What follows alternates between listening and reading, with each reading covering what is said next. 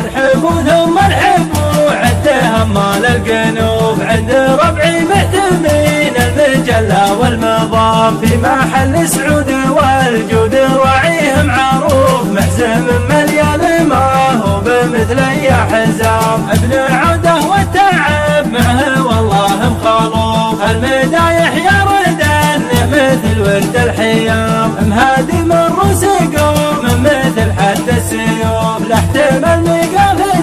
تلقاهم بصف الامام الناجي عن واجبه ما يتعذر بالظروف شيخ عز وشيخ طيب وكرمه واحترام الجهينه عزوة لو قفت قد الوقوف فعلها يروى مع المصطفى خير الانام ربعي اللي شمسها ما يغير الكسوف شارقه بالطيب والجود في عز الظلام مهادي وحقوقهم ما توفيها الحروف والله اني جفح حذري قبل ابدا كلام لابت كم فرقت بالمعارك من صفوف يومها بالخيل والسيل للعاير كعام انشد التاريخ عنا وفتش بالكشوف والله انت القسمنا بصدرها مثل الوسام لا احتزمنا ما نفكر بهم لو هم الوف واحد منا يكفي علي في الحرام دون قاصم بالقبايل ومن يبصر يشوف ما حد خافيه فعل المطلق الحشام وانت يا مرماني يا جعلت بذاك الضعوف يكفي انك في تبوك الشماليه مقام اللي فاك الضيف نشفت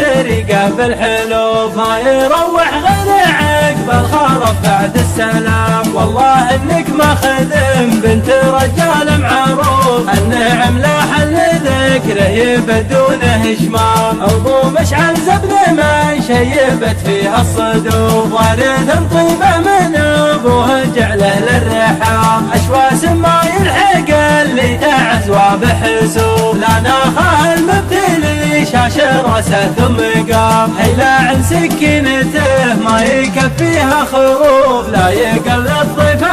الا على فروخ السنام كل ذا عين في راسه وانحاف الحيوف بشره بالموت قبل يتهنى بالمنام من جهينه عزوة لو قفت قد الوقوف فعلها يروى مع المصطفى خير الانام ربعي اللي شمسها ما يغير الكسوف شارقه بالطيب والجود في عز الظلام مهادي وحقوقهم ما توفيها الحروف والله اني جفح حذري قبل ابدا كلام لابت كم فرقت بالمعارك من صفوف يومها بالخيل والسيل للعاير كعام انشد التاريخ عنا وفتش بالكشوف والله انت القسمنا بصدرها مثل الوسام لا احتزمنا ما نفكر بهم لو هم الوف واحد منا يكفي علي في الحرام دون قاصم بالقبايل ومن يبصر يشوف ما حد خافيه فعل المطلق الحشام والختم اقول يا مرحبا